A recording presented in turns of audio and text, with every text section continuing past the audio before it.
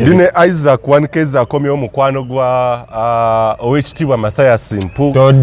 Todanga mukunsibako bisiraani byo. Ekyo kisiraani tokyesembereza erinnya Mpuuga. Teweesemberezanga kigambo Mpuuga. Indako Isaac emabegeri wali mukwano gwa owekitiibwa ani igwe nemuvaamu saagala kusemberera balalu. Uganda yenkya n'omuwa ekitiibwa ekyo abantu babbidde mu bitiibwa kiringa wamala tolabanga muntu ajja n'akugamba kino ndi kikuwa lwakuba ggwe abo abantu babba. Okay, kankusaideko nga bw'oli ggwe oyo otegeera nti akubbi era mugamba nti atonsalirako nga bwendi nze kimpe. Bannayuganda abali eyo oli kasita kugamba kale nga bw'oli ggwe maama nnyabo gwe nkumanyi sisobola kuyisa bubi abo babbi. Uganda yenkya buli musiru asobola okubeeraho nalebo mu Uganda eno. Yes, buli musiru asobola okubeeraho nalebo era osanga buli mbwa buli kiyenje buli kokoloki ekiyenje ne kokoloki byawukana kiri mu Luganda kino kya mu Luzungu. Kokoloki ebeera nzirugavu nnyo, ekiyenje kibeeramu olwa brown. Uganda yenkya saagala kwesembereza bayita babitiibwa. So tuba tukola show Mathias Mpuuga najja bw'ati ngaze kolaki n'oŋŋamba ng'ayitawo buyisa ali ku bibye najja wano we tukolera n'ayitawo bw'ati nze ŋŋenda.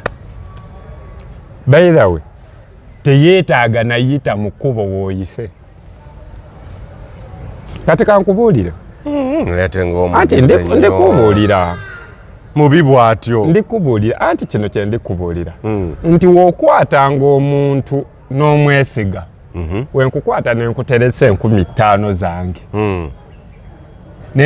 nentunula mu bantu abasinga awo wonna ne ŋŋamba omuntu asobola okunterekera by'omukyala ng'afaananya nnyamukenzo. Abo nabo bantamye n'obulaavu bwabwe obasinga baawukana. Uganda yenkya Isaac 1Ks mukwano gw'owekitiibwa Mathias. Siri mukwano gwa tetubeerangako era tetuliba. Teyakuwa ku 5. Kati ate ebyo 5 nze mbyagaza ki oba naye tebimumala. Kati kankubuulire Mathias Mpuuga n'ekitiibwa mukimugjeeko. Uganda yenkya bye bimu ebyo. Kakwenza Rukira basajja badde ambuuza sho zino nga zirudde okulabika. Kakwenza oyo mwetaaga kubanga nina omuntu gwe njagala ampisizeemu eggaali. Bamu ku bannamawulire kati bennyimiriddeko. Ndaka enamba ya Kakwenza njina naye kuba kati yeebase twandimu Kakwenza enamba ye njinawo. Kakwenza be bamu kati abantu aba Kakwenza Modeka waliwo bannamawulire kati abayina amannya bensobola okugamba Kakwenza Modekayi. Kakwenza yafuuka munnamawulire oyo munnamawulire ate investigative journalist anoonyereza ate Dr. James Paya Sentonga kati ate oyo era okikoze bulungi n'oteekako erya dokita alina PhD mu mawulire. Sina PhD zokka kozi tezimumala yongerako PhDs kikola nnyo amakulu PhD ebeeremu. Kakwenza Rukira basajja investigative journalist omukugu mukugu munoonyerezi ate y'omuntu gw'owa ebyama byonna atakuwaayo n'akwogerako bwogezi. Nze Hajji Ashraf Simwogerere omuwandiisi ate era omuzannyi w'emizannyo. Mu bitabo by'empandiika bikwatagana ku bulamu bwaffe obwa bulijjo oba nga buyita social, political and economic. Oyinza okusoma ebitabo byange nga otusinkana ku WhatsApp yaffe eri 0756 12 65 15 nga osobola okusasula $1.5 buli mwezi. Waliwo comments oba $2 nga omutali comments. N'awalala oyinza otusinkana ku Amazon ku Simwogere Ashraf Kindle. Nkwaniriza nnyo otusinkane era n'ebitabo byaffe osobola obifuna hard copies okuva ku Mukono Bookshop oba okulagiriza ku WhatsApp namba eyo oba enamba yaffe eyo gye nkuwadde. Nkwagala nnyo. weesiimye mwattu oli wa mukisa okukira abalala. Omugugu gw'ebizibu by'ettaka gukutikuddwa Brand Property Services Limited ku lw'ettaka eritaliiko nkaayana. Ennyumba eziwedde okuzimbibwa wamu n'ez'okupangisa, apartments ez'okupangisa wamu n'okugula mu mawanga ag'enjawulo okuli Uganda, Kenya, Bungereza, Dubai, America wamu ne Canada. Okuddaabiriza ennyumba oba ebizimbe byo, property management n'abasaveya abakugu abataakufere. Twekwate ku nsonga zonna ezeekuusa ku by'ettaka nga kw'otadde n'okugobera ku kyapa kyo. Kati pazo y'eby'ettaka ebadde kukaluubiriza egonjoddwa. Bw'okwataganye naffe tukubire ku noti 703 824 noti 79 oba noti 773 26 580 noti, oba otusange ku MT House omwaliiro ogusooka room 5 ewazana ku Entebbe Road okuliraana ekizimbe kya Muguluma Empire. Tukyalireko ne ku website yaffe www.brandpro.co.ug. Brand Pro Property Services Limited, tutuukiriza birooto.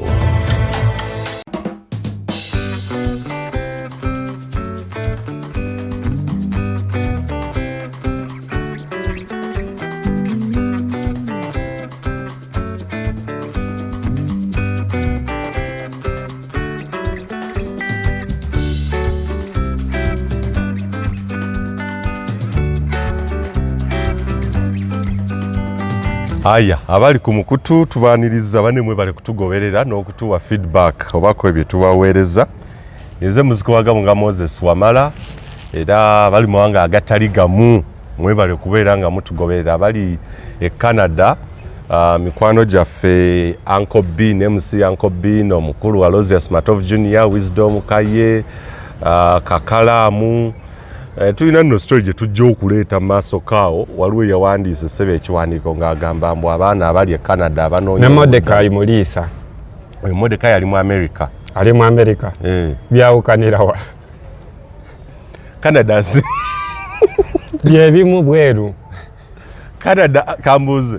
Omuntu ali mu Middle East era naye abamugundi ndamalinya yakubuze. Bali mu Africa. Naye kasita otandika Canada, Germany, bye bimu ebyo. Kakwenza Rukira abasajja baddambuza sho zino nga zirudde okulabika. Kakwenza oyo mwetaaga kubanga nina omuntu gwenjagala ampisizeemu eggaali. Bamu ku bannamawulire kati bennyimiriddeko.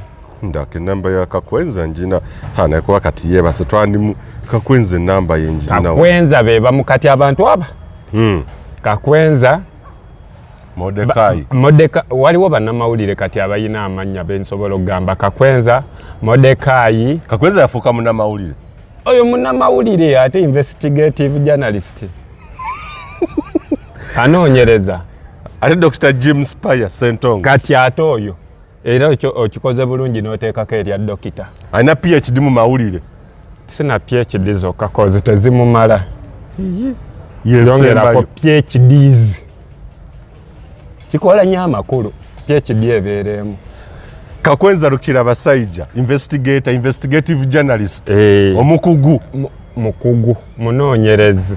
Ate y'omuntu gw'owa ebyama byonna atakuwaayo n'akwogerako bwogezi. Kakwenza omugamba nti mani waliwo gundi anvumye naye saagala ontegeeze. N'agamba sebo wayogedde ku gundi era omwana gwe bayita gundi yaŋŋambye simuwaayo era saamuwaddeyo. N'akuleka ng'oli covered takuwaddeeyo. Just ayogera bwalinnya. Nti anitaaneta amongo va kwa Isaac. Va kwa Isaac. Ate yaŋŋambye soogera kwa Isaac. Naye baganda baffe abali ebitabo bajja. Naye nga gayo oyo mwagala nnyo Dr. Jim Spire Sentongo. Oyo omusajja ogambye munnamawulire yasinga mu Uganda. Muve ku kino mbu PhD. Oyo alina okweyongerako S. PhDs. Njawulo ki? Anti biri bibeera bingi. Eno obeera omuwadde sinjula. Twagala tumuwe ebintu mu pulu. Ebeera pululo. Eba pululo. Eba pululos. Yongerako S. Buli kyoyogera yongerako S. Abali ebitala w'amayanja ne muganda waffe Mordecai Muliisa owa bane mugende maso mugende omukutu gwa Mordecai Muliisa ennaku zino yapatanye. In conjunction. Akutte empuuga agenda mu mwezi gwa kusatu. buli kaleera abanga bukedde ebipya bizuuse ku mpuuga bwina akyayiika alina episode Family Matters Emmodeka wane tubaga ade ba missing episode zino zikomyewo omusajja agambye bane episode nina mpitirivu bweziti era wemba sifudde Uganda yakukyuka tugenda kyusa obukulembeze Isaac episode zolina zokka wemba sifudde zimala Uganda ekyuka bwokomyewo bwoti Uganda ekyusa tenaba naye genda kyuka oli otya kyendi mukama wange oli kiriya ndikiriya mbadde embuza abantu ku maaso naye ndine Isaac wankeza akomyewo mukwano gwa owekitiibwa Mathias Mpuuga toddangamu kunsibako bisiraani byo ekyo kisiraani tokyesembereza erinnya Mpuuga teweesemberezanga kigambo Mpuuga indako Isaac emabega eri wali mukwano gwa owekitiibwa ani igwe nemuvaamu saagala kusemberera balalu saagala tonyumiza Isaac Wankeza mukwano gwa owekitiibwa Mathias siri mukwano gwa tetubeerangako era tetuliba kiteyakuwa ku bitaano kati ate ebyo ebitaano nze mbyagaza ki oba naye tebimumala kati kankubuulire Mathias Mpuuga n'ekitiibwa mukimugjeeko tumuyite ki mumugjeeko mumanyi waliwo ebintu byetutuuse ne twekwekamu gwe buli wogamba buli woteekako ekitiibwa ate obeera otyobodde waliwo ebintu bye muli kutyoboola ennaku bwe tugamba owekitiibwa Mathias Mpuuga tuba tutyobodde ekigambo kitiibwa ekitiibwa kyeki mpaayo definition z'ebitiibwa za mirundi ebiri honorable his excellency honorable kibeera kitiibwa yes of course it is a honorable member of parliament nti kakati bwe yali mu bwakabaka bwa Buganda mu Luganda owekitiibwa Mathias Mpuuga the honorable Mathias Mpuuga okay bwe kivunulwa oba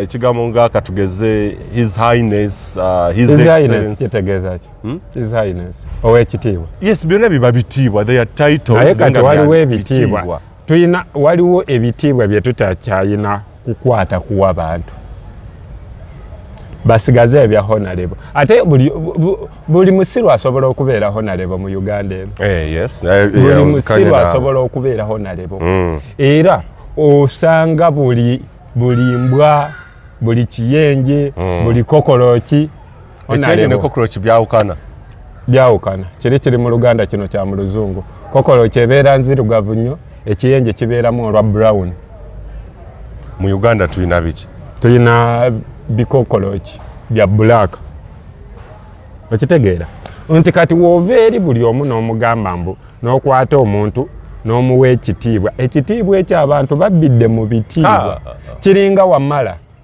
tolabanga muntu ajja n'akugamba kino ndi kikuwa lwakuba ggwe abo abantu babba okay kankusalireko nga bw'oli ggwe oyo otegeera nti era mugamba nti atonsalirako nga bwe ndinze kimpe bannayuganda abali eyo oli kasita kugamba kale nga bw'oli ggwe maama nnyabo gwe nkumanyi sisobola kuyisa bubi abo babbi akubbanga naye omanyi nti awo nowange saizi akabolaba omuntu ayitibwa owekitiibwa odduka buddu soyongera bweyongeza saagala kwesembereza bayita babitiibwa so tuba twano tukola show Mathias Mpuuga najja bwati naze kolaki noŋŋamba ng'ayitawo buyisa ali ku bibye najja wano wetukolera n'ayitawo bwati nze ŋŋenda by the way teyeetaaga nayita mu kkubo wooyise kati kankubuulire anti ndikubuulira mubi bw'atyo ndikubuulira anti kino kye ndikubuulira nti wookwatanga omuntu n'omwesiga wenkukwata nenkuteresa 50,000 zange nentunula mu bantu abasinga awo wonna ne ŋŋamba omuntu asobola okunterekera by'omukyala ng'afaananya nnyamukenzo abo nabo bantamye n'obulaavu bwabwe obasinga baawukana kati wolaba nga wenkwata ssente nenkuwa nenkugamba nterekera kitegeeza nkwesize mu bantu bonna beerabye kituufu wenkusanga nga sente ezo ate ozikozesezzaako bw'obeera toyina nakulagibwa bali benna si bwesigwa bugwawo obeera toyina nakulagibwa bali bennalekawo nenziwaggwe kiringa nfudde nenkugamba nkwesigisizza ebintu byange byonna ate gwe ebyo ebintu n'obijjawo mbeera siina mugaso lwaki naleka bali bensaawa nempaggwe okitegeera tugambye tuli ku lutalo lwa kununula Uganda era ne tunoonya abantu ab'ebitiibwa nga we twanoonya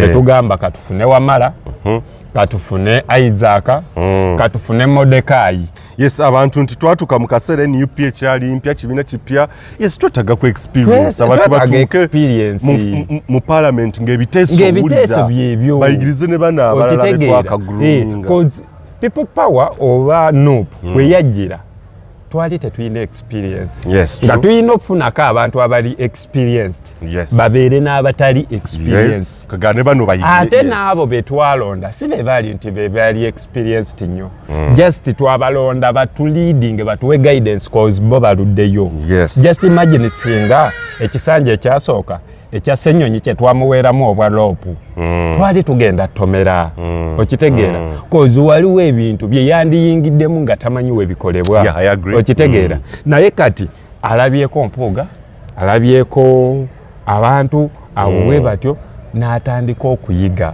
naye kati gwe mu kifo ky'okuyiga alaze ekifaananyi ekirungi eri bano be baamu okukulembera tolabanga ne waatuuka yeebwala bwebwazi Mpuuga yali tayambala galubindi za bbulaaka naye ennaku zino omulaba ne galubindi ezo ez'abooki ba holding byonna ng'azitaddeko kwegamba takyayala oyafuuka oba alina wayokya alina workshop era kirabika ayina ng'olweggula agenda n'ayokya kuba gwowaay ne mu parliament takyabeera ne mu banne takyabeeramu abeerawo wabanga talinayo ka kiyosiki nze mbuulira ensiri ziri wano oba ziri proudly about you by Mpuuga naye ate nze nga sizirina oli mu ngatto ensiri ekuyitako ng'ekute ne Uganda fulaga giweeyo Kimpuuga kimu era zeetaaga Kimpuuga naye eza wano ziruma omala tosobola mutuuma Mpuuga saagala kuviira kuno naye Isaac n'ozaala omwana omuwala omukyala n'amutuuma Mpuuga ng'amutwalira taata we kubanga mbeera sikyali taata waliwo amanya nga tolina wakawulirayo ko ba Yuda Iskarioti bameka mamanya gange nze Yuda Iskarioti ogamba bannaye erinnya lyange nze Yuda Iskarioti abazaka tunapogoteni muzadde ayinza tuma Yuda Iskarioti okitegeera yanyone mubbi kyoyo gwe bakomerera ne Yesu Barnabas amanya gali awo so waliwo amanya Mpuuga era bandi mwongedde waliwo amanya nga tokyasobola gatuuma mwana wo ng'era eri erinnya we lijja ekwakizibu nnyo okutuma omwana wo Yuda Iskarioti kankubuuze osobola okuzaala omwana n'ogamba n'omwana okuva ne leero gwe sobi nedda olana ku babaka ba parliament abalulu n'abakulembeze abaloosinza kati nga ntuma omwana wange Museveni nga kivaawa nga yonnayo n'amanya amalala agagenderako awo kaine nga ngatuuma nti mbunze nzadde omwana bane omwana wange ye Museveni sisobola nzadde omwana wange ye Kazibu Bashir ngazaala omwana nga nkutuuma gwe Kazibu ani ono owa Vira Maria nga nzaala omwana nga nkutuuma Abedi Bwanika eryo erinnya gayina nakugibwa ku lisiti nti eryo terikyafuluma kati kankubuulira amanya ge tulina okujjako nga tegakyatuumibwa kozi wogatuuma obeera oyonoonye kibeera kive erisookera ddala Museveni Abedi Bwanika Mpuuga Kazibwe Bashir omutegedde mwogere eri ovudde linga olwayiminga bulungi ono migo akuba emigo kati mbeera njagala nenjikulekera mukwano gwa Kakwenza kale bamutegedde ali wa Kakwenza okitegeera agamanya gayino sangulwa mu bitabo ne tutegeera nti ago gavuddewo era nga woogatuuma tutegeera ekikakyo kiriko ekibi Anita Amongo ng'otuuma omuntu Anita Amongo eno yakuba abulendege emmooko eziri mu eno okomeddewo mu mmooko okomyewo n'emmooko so omukyalo oyo yageye musimanyi mbu era abamwogerako abamuwayiza bakola tyamu yalagidde buli gwasanga bakwate mukwate bamuwayiriza batya yadde era guni abaobusava mu ne bagala ne bafulumya ebintu awo mbu balina emivuyo mu paalamenti eyo n'alagira legal department ya paalamenti embwa ezo muzigire nakunyala muzitwale mu kkooti lwakumuwandiikako naye oba toyagala kwogerwako fa tutegeere manya kigola mu Uganda nga go gagwanidde okutuumibwa abaana Kyagulanyi Sentamu Bobi Wine Kyagulanyi Sentamu Bobi Wine n'erinnya Bobi Wine buli linnya ly'owulira nga lyekuusa ku Bobi Wine Solomon Kampala Babi Itungo Jowero ate eryo Jowero Ssenyonyi tewamuneebaliza enzijukiza Jowero Ssenyonyi kale katugenderawo Jowero Ssenyonyi muganga Dr. Lawrence Muganga eryo erinnya olina ddituuma buto omwana wawe yakazaalibwa mutuume Dr. Lawrence Muganga doctorate abagijjeewa limuwe abeere nalyo Dr. Lawrence Muganga Dr. James Paya Sentongo Kakwenza Lukira Bashaija muho mulalo so agamanya wogawaayo kitegeeza kine mugulu babamwaniriza kati oyo kati gwasuubira Bobi Wine okwokyebwa mu geyeena naawe leka kyoga talinayo bibiina byonna era buli omu ayina ebibi kakyoga mbukyago etagenda kugenda mu geyeena tasobola abantu abatasobola kgenda mu geyeena mulimu Bobi Wine eyo Mpuuga ye yagenda okukola ng'emiti egikwasa wali ekikoomi mu bantu abagenda mu ggulu abatagenda mu geyeena Kyagulanyi ali Kyagulanyi sina ku namba emu yakulembedde namba emu temumala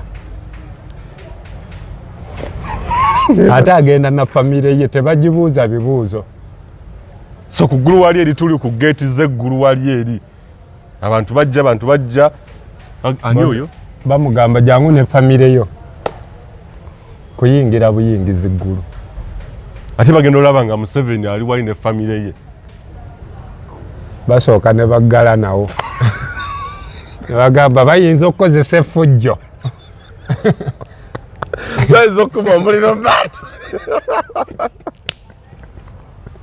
bagenda okulaba ennanga ne famire ye abo bayinza okukozesa effujjo okuyingira eggulu basooka ne bagamba Gabriel sooka ogulewo bano ogalewo tubasootinge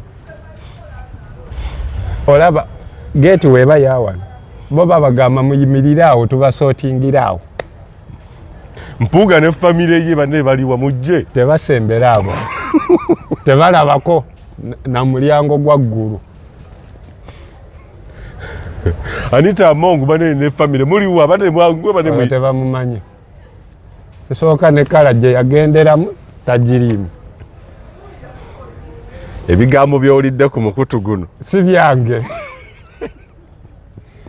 wadde abaguddukanya nawadde naffe otuliko omukyala aneesika ki ku mulembe gwa Kadaga ebyo saabiwulirako Kadaga nga akutiisizaawo ani yalina ebyokukola bingi buli wobeera nga toyina byakukola ova mu byokukola n'otandika kutiisatiisa abantu nakuwuliriza bakwogeddeko. Bane Right Honorable Rebecca Alitwala Kadaga tukutumiddeko naye yansuubiza drone eriwa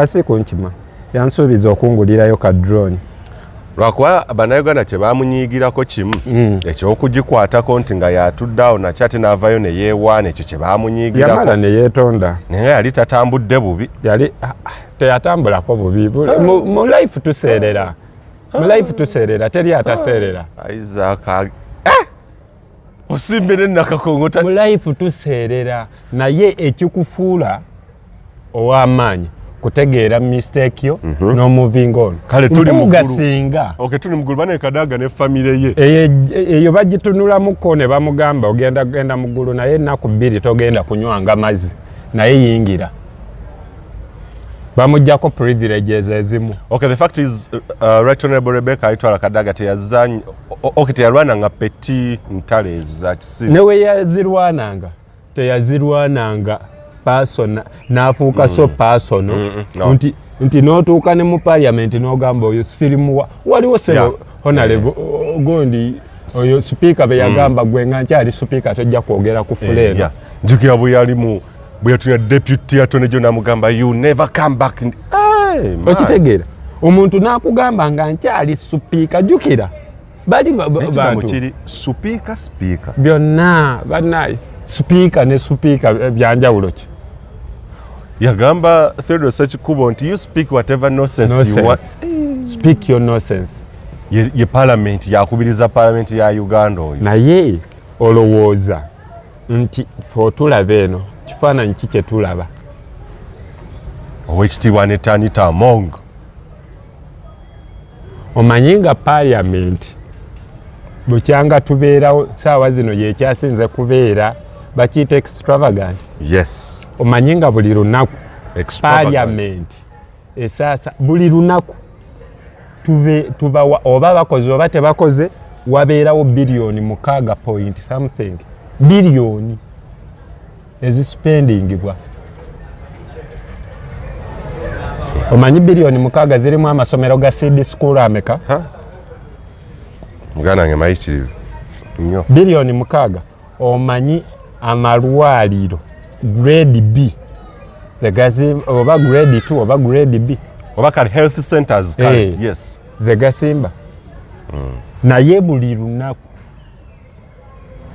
gamba n'ebikondo by'amasannyalaze mu byalo etali masannyalaze anti kati ate byebikondo ennaku 2 zimala okujjuza Uganda amasannyalaze ng'ogambye leero tetukwata ku ssente ezo bilioni 6 amaka ga president bilioni 2 buli omanyi bilioni erimu milioni meka milioni 10 omanyi okubanga buli lunaku okozesa milioni 10 nze n'omala ompaamu milioni 10 olunaku lumu nsiba buli omu ne musinga ne mu kooti nga nkozeseza ku ssente ezo kinzibemu ne bakuwa milioni 10 nsiba buli omu tetukwasanga ku bwa chairman mu bumpe n'obwa chairman sibukwagaliza mu bumpe ettaka lyonna ndiwe Bobi Wine ne Kabaka ne Kyabazinga abo be balina ofuga amataka ge Uganda.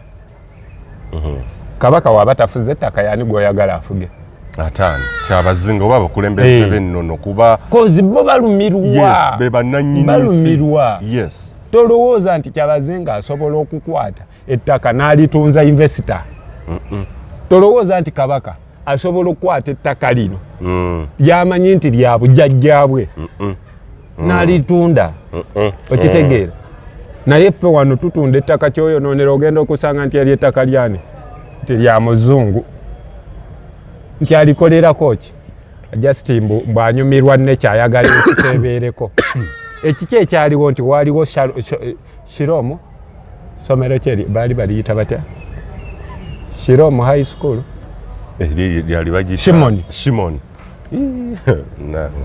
okitegeera so neze nga tugenda zuuka lumu nga State House eri mmanya ga Museveni eri muganda Gwe eddwaliro ly'eriwa liri mannya gaani ettaka we. Eri mugani. Kati ekyapambu kiriko ki? Ate bana abakulu tusaba tujjire ku kyapa kya State House awo weeri. Gwe ngani. Olaba omukulu bamusaba biwandiiko bye Makerere n'ejja. Tonko byamegwa. Omukulu bamusaba biwandiiko bye Makerere n'ekwata. Ne Mabirizi tetuli kusonyiwa. Ne Mabirizi mubi. Naye kyembuuza onseetinga kukubwa oba. Neza kati tukole go tusaba biwandiiko ya President ko yasomera. Ndeka. Alisaba university yajja. Electoral Commission negira wet. Ne bagenda mu UNEP ne bagira bati. So, n'empuuga yakola nsobi ki? Omukulu agamba nti ensonga NUP yagikwata bubi, abakulu babikwata mu ngeri ey'ekyana ekito. Ekintu ekikulu kyekiriwa. Mpuuga teyeegaananga kuba kugamba nti waliwo meeting eyatuula. Gye bayitaliramu ba senior leaders bonna. Omwali Honorable Betty Namboze Bakireke, omwali Honorable President Robert Kyagulanyi Ssentamu, mwalimu abakulu b'ekintu ba the top organs ba David Lewis Rubongoya betwandise the top organ. Kati kankubuulire gunsinze ali wa bitini. Yes. Kyemmanyi nti singa Mpuuga yavaayo n'agamba kituufu gunsinze kandekulire mu kyama obanzireko wabbali cause ebyo ebintu byali bikyali wa supaya oba ku online social media yandigambye era n'avaayo ne yeekaza cause amanyi okwekaza nakimutegeddeko naye Mpuuga yeekaza ate yeekazanga n'amaaso makalu waliwo kati yena nga yeekazanga ebiyengeyenge bijja naye ate mukwekaza kuonanga enanga n'empuuga Brad enanga ali ku level ndala anti oli ye ticha wono kati ate nze nagamba besirisonyiwa gwe sirisonyiwa alimba ne yeekaza omuyaya alimba bakasiru n'okitegeerera ddala nti enanga alimbye n'ogamba nange kanimbe bano abange kubanga awo enanga si yaba alimbye kasiru gwoba olimbye. Twagenze ewa Mwami Kyagulanyi oli n'atandika era twasanzeeyo yabadde yeebase ne twagala okumanya ki ekimutambuza ekiro mu kompawundi era bw'atyo ennyonyi zaffe enkessi ne zitandika okulawuna amaka ga Mwami Kyagulanyi kuba alina okufuna obukuumi pulezidenti wa kibiina era ye kyeyadde agamba nti yadde azita ki naye obwadde budroni nga ne Kasiru ng'ali awagira kati Kasiru oyo asiruwaza abantu b'otamanyi ate b'otagenda limbulula gw'ategeera kozi waliwo nze okugenda ne mugamba anko yabadde akufera naye tajja kuwulira naye tajja kumpulira ninafuna mulala ate n'omulala naye babeera bamulimbidde muli so signalist oba akola sign language ebimu abirekenga Mpuuga tuddeyo ku Mpuuga gasebo nti this issue bagikwata bubi anti kati kankubuuza singa bagikwata obulungi ne batakwogera abantu ne bavaayo ne bategeera nti kale katugambe nti wayise emyezi 2 oba 3 ne bakitegeera nti wabba ssente obuzibu yani gwe twandinenyeza of course ekibiina twandikinenyeza ani gwe twandinenyeza Kyagulanyi tumunene era ojja gamba Mpuuga wano nga yali ebitaano nga Kyagulanyi teyayogera yes lwaki ayogera ku Anita nga Mpuuga yasirika n'ebitaano ne waabanga Ssennyonyi mukwano gwange ne bamukwata ne ssente z'abantu omuvaamu simuvaamu nnyo kubanga ye asobola n'okumpaako naye ate kyemmanyi sekulimba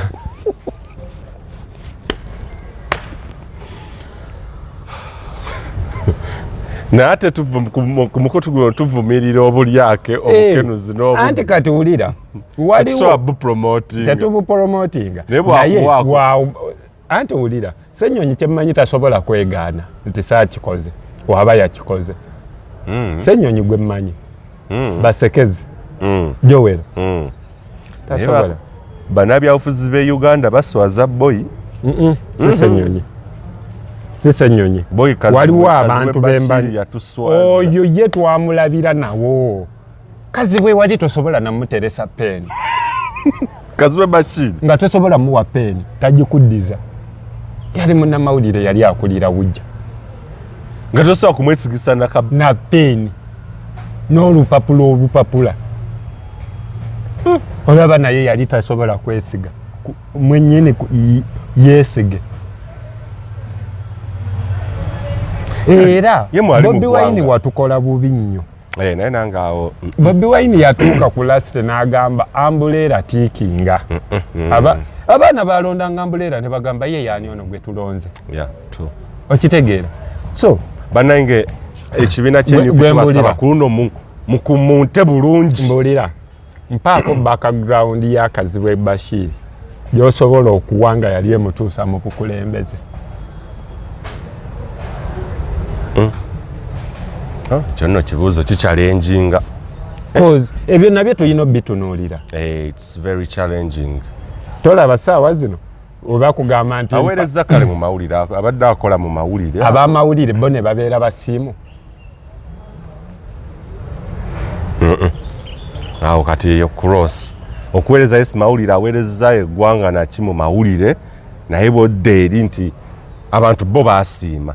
Omanyinga ku mulembe gwa Kazibwe Bashir bakuba abannamawulire kye batakolangako ku mulembe guno. Manyinga ku mulembe gwa Kazibwe Bashir kwe kwali omunnamawulire yafukamira n'akwata kamera bw'ati ne bamukuba emiggo okubula okumukutula.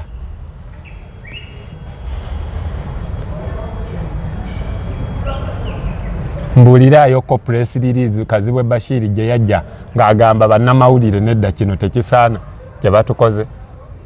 Musajja oyinza okubaweerabira mangu ebiranga yaliko. Jimpe. Sijina kuneyi musajja nga yavumirira bintu ebyo. Ng'avumirira ki? Okutyobola eddembe ly'abannamawulire. Nga kikolerawa. Ekawempe wano ku gundi ewa ku Kutaawo. Ku ofisi za Ujja. So ate ofisi za Ujja n'erinnya lya gundi oyo twandirijjeemu mu bannamawulire. Ne tumuteeka mu ate ba blogger ate balikola omulimu gwabwe kadeideyi. Kazibwe Bashir erinnya etulira. Kati kankubuulize. Kale tuveeyo kale bannamawulire yatukolera. Kiki kintu kikyoyinza okugamba nti Kazibwe Bashir aleese ekintu ku luno mu parliament wadde tetumwagala. Waliwo ebintu bye tukola n'ogamba ese kikuuba wadde tetumwagala. Wadde weenaale mwadde ki. Naye yayogedde.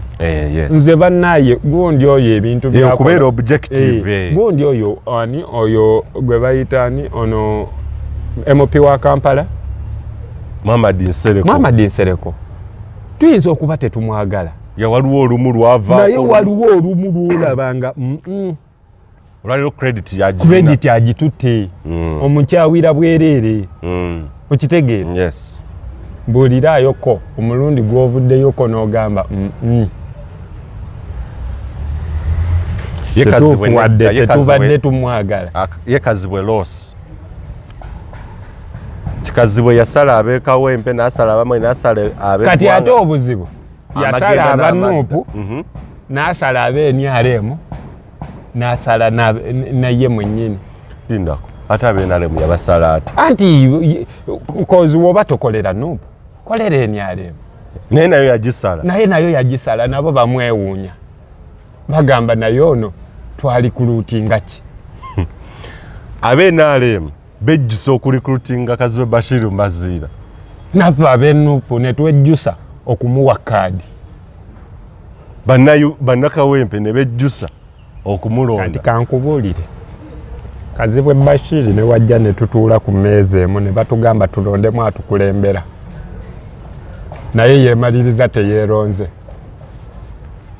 saawa zino naye yemanyi talina kyasobola kukola kujjako okwebaka yaliridda mu ggwanga mwali olaba naawe tomanyi semujju ŋŋanda mwali yereka naawe sure mwali gundi mwali nsereko mwali yekazibwa enamba ye oba nkyaji tezikyaliko era n'onaamukubira wanaaba akukuta ajja kugamba muganda wange ndekase kyayina kyensobola meeting ki kuteeseza bantu naye ekyalo tebakyamukkirizamu naye biteeso Mathias Orekyo Mathias Mpuga byayimirira ku fulo n'ateesa wabiwuliranga ye yateesanga yes naye yabba yateesanga naye yabba ekyo kyayiwa byonna ebirungi kyayiwa by the way kyeyakola kyali kibi nnyo treason eyo treason kulya mu nsi ye lukwe Mpuga yalya mu Uganda olukwe yalya sina mu Uganda mu nsi oyogera Uganda obeera okiri mitinze kinaweza kankubuuza ekintu kino NUP yakolamu ensobi okkiriza nti ddala kituufu mu kugaba kaadi wali erina biki ensobi zaakolebwa ezo zaakolebwa naye ng'ekibiina ekito obisuubira ekyokubiri n'obudde obwaliwo bwe walaba engeri gye baasikangamu banaakiwandiisa ekibiina tebagenda kiwandiisa banaakiwandiisa ne mutuuka ekiseera nga mwagala beatinga time so twakola ensobi nnyingi okitegeera so kyensuubira saawa zino we tuziddamu fe otubeera abawumba tuutu yes kakati NUP eyize osuubira eyina okuyiga kozi toyinza kubeera na kagabo n'obeera lwanga Jimmy n'obeera naani omulala awo Abedi Bwanika awo oyina okuba ng'oyize naye ndowooza yes ekibiina ndowooza ekyampuuga like do you think ebyampuuga kibyayambye nnyo ekibiina okutegeera kuba kikuba bangi nnyo tukubira kazibe bakekatulire kweri bannaye mubuuze tukusange wanjagala ku interview Hello Honorable Jebaleko Ssebo ndi mulonzi wo okuva ene Kawempe South muganda wange mbadde nsabayo ku interview Ssebo nowamala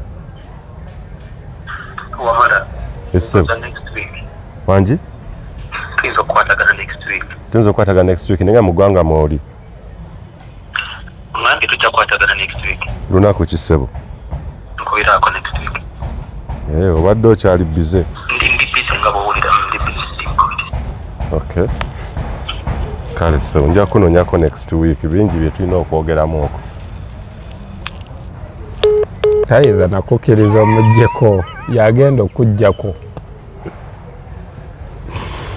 ndi bize nga wookiwulira kati singa tuyinayo omukazi ne tumukubira nga tuyinayo akakazi ne kamukubira saawa zino kamugamba Honorable twakola tutya ku olwo n'owulira olulimi nedda nze wonjagalira onfuna wendi toyinayo kawala twandika wadde essimu nekakozesa namba yako netukuba kati nze Jessica Honorable oba oliwa awo abaawo tulina wano obuzibu tebakyatukwatako muliwa nzijeyo nabamemba bameka ayinza n'okusitulira bemupya abalala omukulu owulidde atwadde interview next week teri gyagenda kuwa next week egenda fuuka next week paka mu kulonda ate tadde nayo nensaba agimpe wagikuwa ng'ompitangako nobaawo jajja okukwata kamera kwolwo olaba okwekaza talina nabyasobola kwekaza gwe omubuuza ebbanga lyomaze lwaki tokyalinnya ku kitebe kitebe yeeri gye nina okuwerereza abantu lwaki teyagenda mu bantu n'asooka ku kitebe we yali afuna kaadi lwaki teyagenda mu bantu be yalina okuwolereza lwaki yagenda ku alina emirimu mingi omulidde omukulu ali bize netubeera tutya so abo bampuuga mpuuga wakola kibi era ekyali kirina okujjawo ekyo kwetondanga gwe nkagala kubira bankubireko bamukubireko gwamubuuzaako nedda gwomubuuza pulezidenti wange oyo naye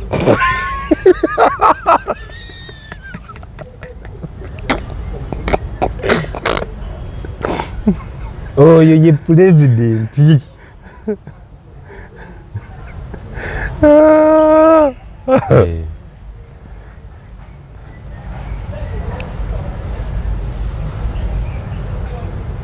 Sorry, the number you have dialed. tukubire Honorable Honorable Ssenyonyi. kati ali mugundu kati obudde buno wetu recordingdemo yali busy. Ali busy okikakasiza naye asobola okulaga nti tali busy. Mukubira omugambe nti njagalayo ka interview honayo. Oyo yali busy. Mukubire. Nti ne tugenda kukolayo show. Nga tugezesa ababaka ba parliament nga si lunaku lwa kugamba nti bali mu kukola bali ku office. Kubabuuza bakola ki? Buli omu tumukubire tulabe. Mukulu ali mu office kati. Bwe mukubire mugambe twagalayo ka interview. Mukwata musabe interview omukulu. Kati olwali wetu recording the show ali busy. Ono yakkirizibwa okubeera busy. Ate Kazibe Bashir takkirizibwa. Mukulange ndi busy nnyo nga bw'okyulya ndi busy. Takkirizibwa adde n'akatini kubeera. Ne fact eyiza n'omusanga ng'ekimufudde busy ali ku kantiini yeeriira. Ono ali busy. Oba nkuba okubire ku mpugu oyogereko naye. Oyo saagala nakwogera naye. Kati kankubira ono ku ssimu yange. Nkubire ku ekitiibwa Mathias Mpuuga. Tomukubira muleke. Kankubire Joel Ssenyonyi. Kankubire ku mpugu oyogereko naye just. Joel Ssenyonyi gwe tulina okwogera. Baida wa abantu bali basatu abakola. Joel Ssenyonyi. Gundi ani? Nawe. Tondeetera kubeera ngani ono eyakunamira abantu. Nene Magoga akola. Talina byakola. Babeera mu laavu buli ssaawa. My husband is telling you. Husband naye najja. Tewakalaba akantu. Musanyi wa my sweetheart on the left. Nkakuplaying. Nakalaba my sweetheart on the left ne sweetheart najja namukuba akamba. Ninga ne banne tuli oba gwanga kirino. Bannaye eno ye parliament gendaki. Taliimu mulamu.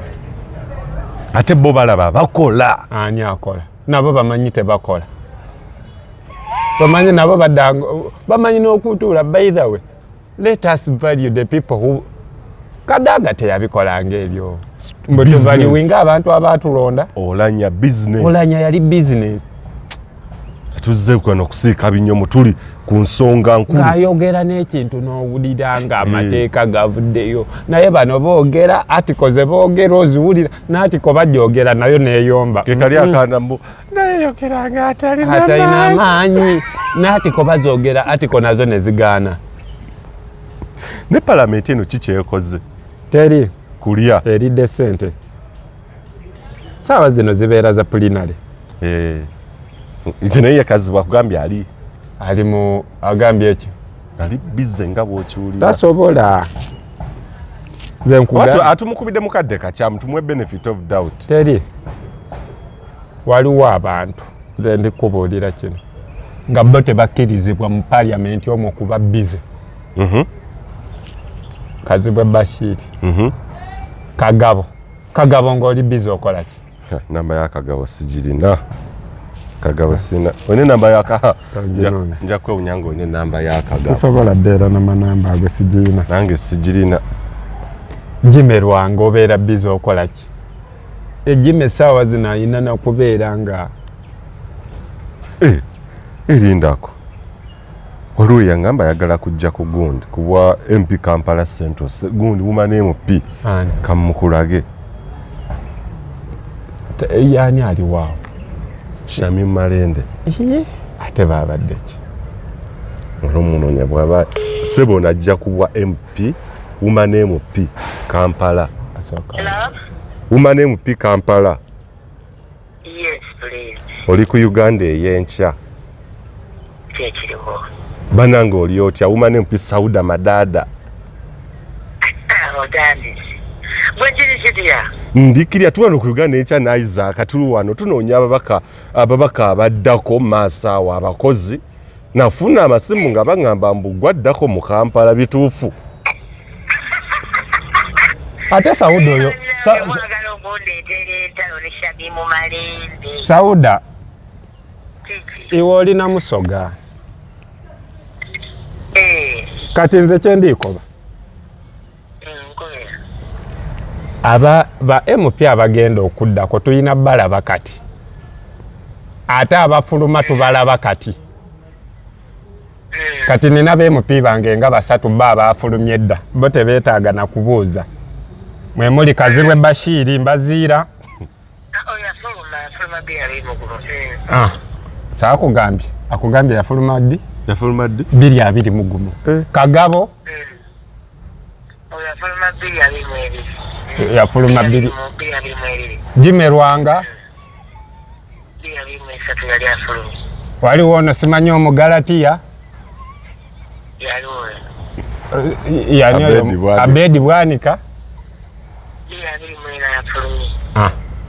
sikwongerako sikuzaako ngalo Woman MP abantu baludde okuwuliriza ssebo ku bigambo Ndi wasajja erinnya eyo ndi Nairobi. Nze esimulozo giwulidde. Nze kulaba kuwona negosekiringa. ali atya omukulu Bakuba musanze Bakamuja Mesiti. Sinnaba kwogera naye. Kituufu kiri nti yeebaze. Okay. Nange tannaba nakuntegeera. Agezezaako okubanga atunya naye nga eddagala limuli ku maaso. Kati mulinamu kakakkane naye nga nkyali Kenya like for a week and a half. naye Uganda ey'enkya ssebo latunyaba abantu tulinze abantu waliwo eyampisaamu awo essimu mbu Sauda Madada oyo Kampala Woman MP ekibaagala kukubya mbooko. Tujja kwogera nenzera ebbanga lyonna ekyanye nkivuga saagala kifo naye tujja kwogera tulabe. naye era ne woba toyagala funayo gw'ojogereza ffe tujja mujjayo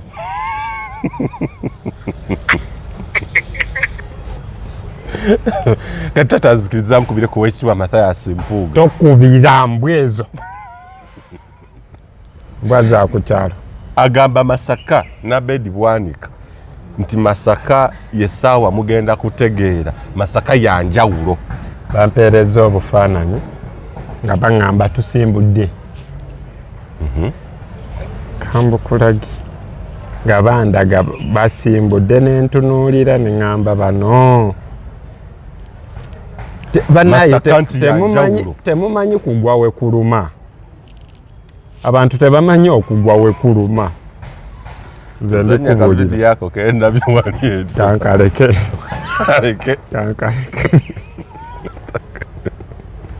ndeka nja kuleetera obuzibu kazanya by accident yinza okukanyiganga atagenderedde era ajja katema. nze nina bwino wange nno nedda ssebo ndeka nzikiriza kale bawulireko katini oba takuumira mpeera nedda kale tulindeko nze mbadde njagala bawulireko katini abantu bategeere kiki kye twogerako. ne Mathias Mpuuga yandikomyewo mu paalamenti ekisanja ekijja abantu bamuzi akoleyo ki Oweekitiibwa alipresenting agende mu abaamuwa ebitiibwa agezeeko representing abo abantu bakooye. naye Mpuuga ensonga eno yagikwata n'ekitiibwa honorable ate kyeyakola yakikola n'ekitiibwa kyali honorable. buli wokolanga ekintu nga tokikoze na kitiibwa tosuubira kukwata kiringa omubbi kujja wano nabba kitumugamba bannayo omubbi abbe tumukwate n'ekitiibwa mumukwate mpola. human rights naye kiri kyabadde atuwala ng'abadde takisituza kitiibwa. simanyi oba byenjogera obitegeera. itawe ekitiibwa abanage ensonga tebagikuterwa ekitiibwa eri ssente ze yabamuwa bazimuwa ekitiibwa kye ekyaziriko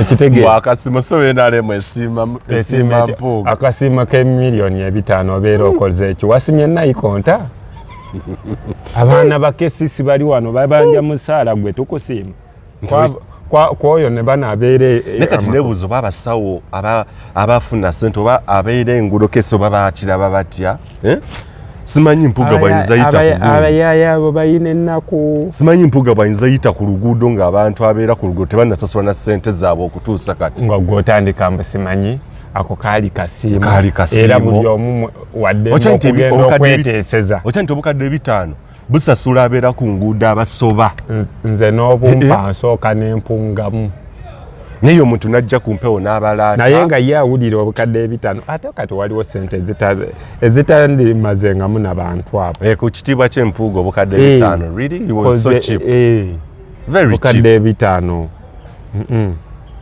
ekyo tekiraga kitiibwa naye nga zo yazifuna kati kankubuulire bwino ngaabuze bufane nga bubuze bwe ndi kunoonya naye lwakuba nti ndi kutya nti nyinza onyigiramu ebirala ebiyinza okuleetera omumala puroguramu ng'ate mbadde njagala tebuba bw'obusego bufaananyi obwo si bwa busego Abedi Bwanika agamba ebisiyaga ebiri mu kibiina ye lwaki yakiyingiramu ng'amanyi nti kisiyaga ogenda otya w'omanyi nti babbi n'ogamba obubbi obuli wano ye lwaki omala 221 222 23 kyendimbuuza kituufu mulimu ekisiyaga tukkiriza kale oyingira otya awali ekisiyaga omusumba ate nga wayina ekibiina kyo lwaki togenda n'oyingirira kale mu kibiina kyo yakuba yalina ekibiina kye tekigalwangawo paka kati okitegeera kyekyalina ababaka bameka mu paalamenti ekibiina ekyo ekyagundi kyeyalina ekya Abedi Bwanika kati Abedi yandibadde yeebaza Kyagulanyi paka bulamu bwe kufanga buli wamusanga afukamira omanyi lwaki nti saawa zino Abedi yali tagenda labako wadde nabwa LDU bwakyalo ku mulembe gwa Bobi Wine wafunidde bwa memba bwa paliamenti Abedi Bwanika era we muba mujjukira kati kankubuulira Abedi Bwanika muntu wa ntalo wantalo wabeerako kwawo omuntu ng'omumanyi mutabuzi buli wagenda yatabula ekingabo yatabulani kankubuulire manyi nga Abedi Bwanika oyo yagambako ko yayimirirako n'agamba Besigye atutamye omanyi nga yeesimbawoko ye n'avaayo n'agamba tebaatubbye bululu ne kooti nega nti bwabaddemu ye n'agamba tebabbye n'awakanya kooti yatabula eno yali eyambabazi n'atabula FDC n'atabula DP ali mu Nuupu yagendako ne mu FDC abo be baakubiranga okerere abe FDC wano ebiseera ebyo era waliwo we twatuuka ne bakola omukago ng'oyo omuyaayi ye bamukubakuba ebikopo kati gw'ogamba otya nti ekivumya mpuuga bisiyaga naye lwaki tosooka ne twogera ku miliyoni zino 5 ne tulyoka twogera ku bisiyaga kale ebisiyaga weebiri naye sooka ojjewo kino ekya miliyoni 5 lwaki byo tetubyogerako era lwaki twogera ku miliyoni 5 temuleeta ebisiyaga lwaki temwasooka bya bisiyaga nga tetunayogerako ku kya miliyoni 5 njagala ombuulire nga tebannakola exhibition yani yali ayogera ku bisiyaga Abedi yayogerako ku kisiyaga Pastor Male yabadde n'abalala naye kati kankubuulire kiringa kubeera nga nkoze omusango naye nga siri mwana wa munju naye nkola omusango niŋŋamba ekinkwasizza lwakuba oyo si ye maama wange naye ng'okoze omusango tusooke twogere ku musango gwenkoze tulyoke twogere ku kya maama wange omusango gubaddewo tegubaddeewo then we tuddako kati tuddeko maama wo si maama wo naye Abedi Bwanika akyali musumba ye twali ffenna Entinda Kugunda ekkanisa ye yali eyo wansi okyagimanyi we kati kankubuulire abed ate bayita toyingiranga mu byabufuzi ne weerimba na Katonda ng'oli musumba teri musumba ali mu byabufuzi ebya Kaisaali bya Kaisaali era omusumba wakugamba nga nze Pastor Gundi naye ndi munnabyabufuzi oyo kwata kuba ojja kumpita mpoze kozi tebikwatagana kozi ebyobufuzi temuli mazima yes ate amazima gayina okubeerawo mu kkanisa kati ebibiri tebikwatagana eno teri mazima eno wayiwo amazima ate zze ate tosobola teeka bigere byo kino kiri eno kino kiri eno kyekisumbuwa bugingo ye omukulu ayogera atya omukulu omugobe mbale sikyamugobera nnyo ayogera ki ku bya Mpuuga oyo okuva we yabuuza mukulu yaliko lumu ne yeekomerera omusumaali gamba bannaye muleete ku lipooti bye muzuddewoko batali kyati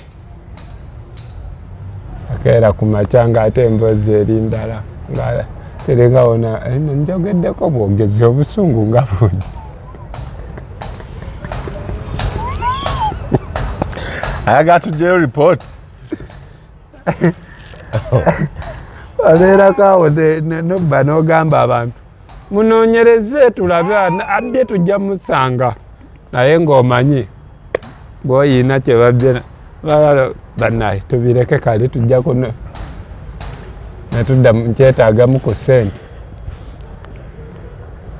so waliwo eyanga nti engeri abaana gye badduka emisinde gya Kabaka nga bagamba ani yalya Mpuuga yalya mbw'asabirira Katonda wabeewoko omukolo nga Mpuuga zze Mpuuga yalya Mpuuga yalya Mpuuga yalya mu maaso ge nti abantu bajja kukendeeza omuli ogwo bwe gutyo ogw'ekitumba waavu ng'ani agamba waliwo Haji wange Haji Ashraf Simwogerera ali eyo yanga nti asabira Katonda emikolo gye yongere bano omugenyi mukulu Mathias Mpuuga ajja bana batandike Mpuuga yalya Mpuuga yalya kwegamba kibwa making uncomfortable nti olala sirina kulya kati kankubuulire saawa zino tetukyalinda na kulinda mukolo gwe woolyo eyalya tumumanyi ate ze yalya nazo tuzimanyi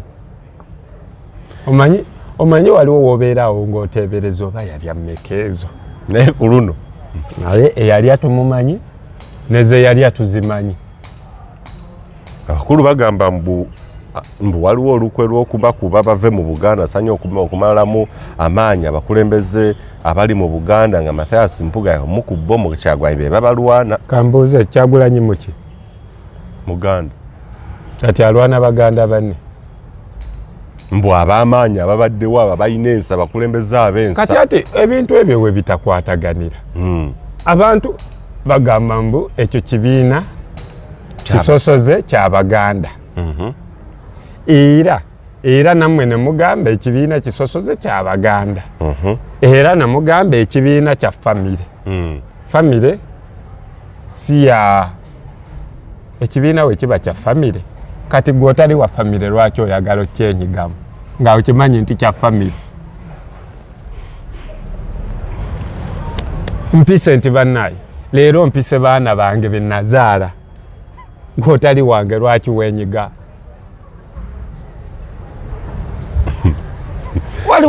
waliwo ebintu abantu bye boogera n'otunuulira n'ogamba naye naayina amagezi nti ekibiina kigira kijjuddemu abafamire baani waliwo omuntu gwe nalabanga nga ndowooza alimu amagezi naye namulaba ku TV nentegeera nti omutwe mukalu ng'agamba ekibiina siginitole ye Babby Kyagulanyi omulala Eddi Mutwe omulala Nubyanire netunuulira neŋŋamba naye ono alimu amagezi ekireetera ekibiina ne bakugamba nti kiri registered byebyo ebintu ebimu by'olina okukola ne woba oligestalinga kasako bakugamba leeta ba signatories ate signature ebeera signature ekigifuula signature butagikyusa era n'olina dda ku TV era ekyatukozesa nga signature ng'oli agamba kangezeemu koba eyiyo ngisobola ekitegeera kati gwe otalina signature tebagisigning on behalf era newe mba ndi signing on behalf nteekawo mannya gange nzaali signing on behalf naye Isaac kyekiseera ekibiina kigogolwe abantu bano nze tubalage ekiziiti nze lumu nali njogeraawo nekyagulanyi Kyagulanyi gwetegeera nti nali njogera nekyagulanyi neŋŋamba tufune engeri kibiina kino newe kinasigalamu abantu babiri nga be bali royo tusigale naabo ekiyimirizaawo ssebe ekibiina ekyo buta ekiyimirizaawo ekibiina ekyo buta kubeera na values zaakyo nti okiraba ebibiina ebisinga buli we bikola miitingi zaabyo bisomba abantu ne bibawaayo ne ssente ebibiina ebisinga ne bibawa ne ssente ekireetera Bobby okuba nti ayina abantu ate tabawa ssente nti kubanga yayina values ze yayimirirako omuntu wakwagala teyeetaaga mugula akwagala abeera akwagala oba ekitegeera atakwagala yoyo gwogenda okugula kyova olaba nti Bobby Wine asobola okubeera n'abantu omulala n'agula abantu bajje bamubeererewokko okitegeera kyekiseera bampuuga kabaani bagende cause tebamwagala bamwagalako bibye mu bantu bonna yandibadde tayogera yandibadde Abedi Bwanika ye takkirizibwa kwogera Abedi Bwanika akyakkirizibwa okugibwako interview era nze neewuunya bannamawulire nze sisobola kubeera awo kamera neweebanga omuliro guli mu 120 nga gwagala kuyiika buyiisa nenoonya ow'okugjako interview nenjitunuza mu Abedi Bwanika newobeera ku parliament awo n'afuluma ngenda nenjijja kuwa boda kubanga ate bo bayina emboozi waakiri ngenda kuwa boda gwe manyi agenda kunnimba nolaba nga Abedi Bwanika ajja olina kamera yo oli ki ngenda kuwa boda owa boda nanimba naye n'otunuulira bamuyise ne mu studio Abedi Bwanika ayogere ki nti omukubiriza program wa host ayanjula in the studios we have honorable Abedi Bwanika ye muleese mu kaliba ky'okujjako okubeera member wa parliament mbu discussing important national issues mbu issues at hand kweli oyo ayina issues at hand oba ayina issues at leg Abedi Bwanika talina issues at hand issues at leg nalaba Mathias Mpuuga ku NBS ne Kagwanjala wenakakasa nti Mathias Mpuuga yeekaza blood wange nga mukalu amaso gaka naye wenakaza nti bannange kimwe bwe yali misinde gya Kabaka bwe yali atudde ne Joe Ssenyo ngolaba nga bannaye tasobola kuzza eno liiso nga amaso gali gatira eriiso ng'alitwala nga wagendako mu woodi z'abalwadde siriimu oyinza okuggulawo oluggi oba oyinza okuyingira omwana n'ayagala alaba ani ayingidde agenda okumala okutunula alabe w'oyise ng'ogenze n'okomawo n'ogenda n'ofulumamu alaba kati ye Mathias Mpuuga engeri gye yali alabamu wagira bw'ati agenda otuuka eri mwana n'amukuba ekigambo yali anaalizaayo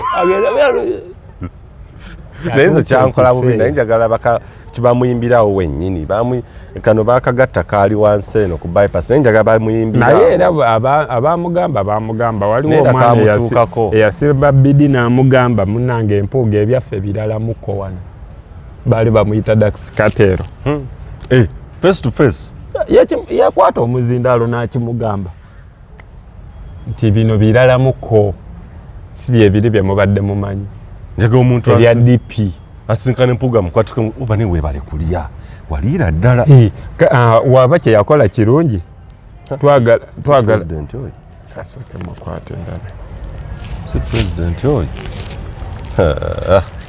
simu terina mouthpiece. Manje gende ogamba otya?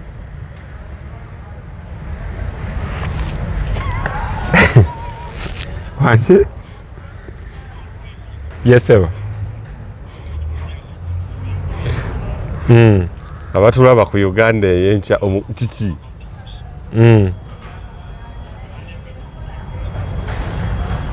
ngenda kuddamu nkukubire Sirandi Road leero saa 3 Sirandi Road oyo bano bantu banupu kunga Uganda yuli mukwano gwali kuki alio oli owebusoga yayimira basoga president yali ankulize emigoyo omwana tomwogeranga kayina connection namwogerako enkyamasimu sebo kiki wantegerera wa mwidi mwepankapanka mwijja mwaine nalaga ino ngamba nkulageko ne mugamba mukulu tikairayo okwogerako neka kozi yagamba atya oyo simanye yalagamba accident nakubira ne chairman paka kati bamulaba saawa zino bakyamupima kweli ono chairman bacyanoonya chairman sebo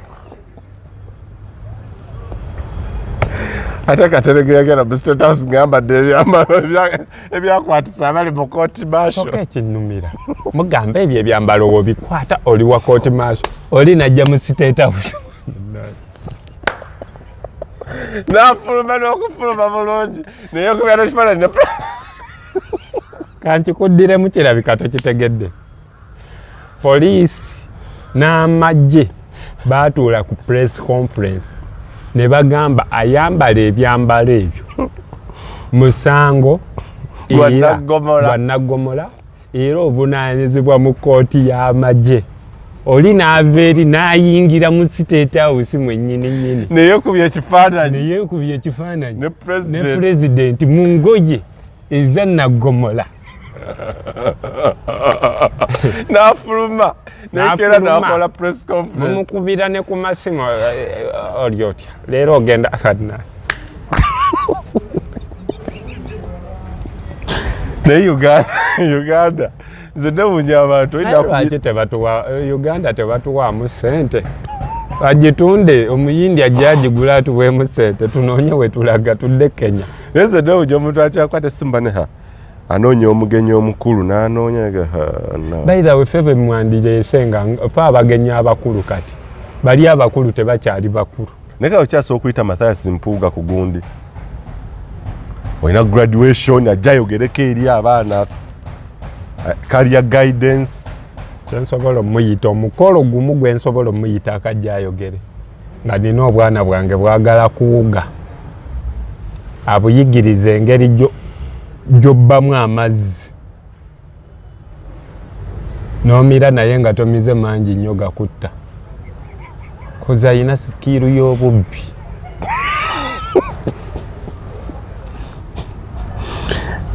alo gayi bano aba mbeerabidde bali ku TikTok okwo bakozesa theatre focus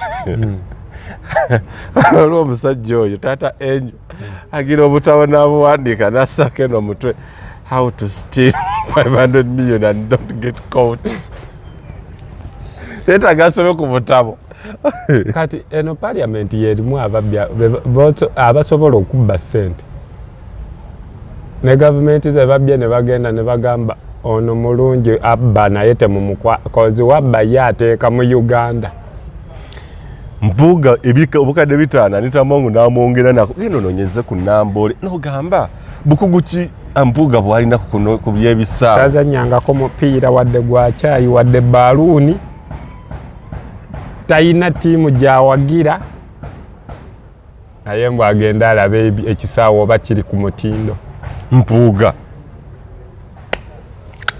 baalanise Wanyana bali wali musajja wa Bwina asobola okugenda wadde nga naye sikyamutegeera ennaku zino bakazi be Bashiri bali wali ali mu ssiro Kazibwe Bashir tayina kyayina kunoonyerezaako. Munnamawulire omukugu Ng'anoonya ki? Munnamawulire omukugu sitole kijje tuyina abantu betugamba nti kanale mugume munoonyerezi waliwo sitole eno genotype measure ye ne tugamba Serwanja Julius Serwanja nena investigative journalist Kakwenza Luklaba nayo oyo yanoonyereza sitole ki sebutwa mbu wekitiibwa Mathias Mpuuga aleeta alipoota ku renovating Nambole era otunuulira ssente n'ogamba kale no zino bataddewo muwaatwa mulala weeyongerera okubba yakava mu 5 ate era mutumwadde era mbu yaleeta alipoota ku Nambole nga abanoonyereza balala akakiiko nga bukugu ki bw'alina mu nedda kankubuuza kino kya bisaawe kikulu akola mu kakiiko ki ali ku bwa commissioner sebo commissioner akola ki commissioner bakulu nnyo be bateekateekera parliament kati ate abakosase be banoonyereza ku nsimbi ez'ebitongole bya gavumenti eziweebwa kati okwata otya commissioner n'omuwa omulimu gw'owa kosase tolabanga ekyo kikontana cause nandisuubidde nti ogwo omulimu gwali gulina kolebwa kosase Kosase enoonyeza ku bitongole bya gavumenti ekyo si kitongole kya gavumenti yes of course Nambole ya muntu kati kankubuuza tujja byalo nga Nambole ya muntu sekinoma kale ne weeba naye okwata otya omuntu kati kiri ekyakosase obeera okisuddewa kituufu ekyokuba yo park yakubalirira public accounts committee kubalirira nsinzi alina okubalirira ate gw'omutaddeko anoonyereze ate era watuuka era mu kubalirira era abalirire byanoonyereza anoonyerezebwako gwe tuwadde anoonyereze anti kati wulira anoonyerezebwako gwe tuwadde anoonyereze amale yenoonyerezeeko byanoonyerezaako oba atakuumira mpeera abatukuumire Uganda y'enkya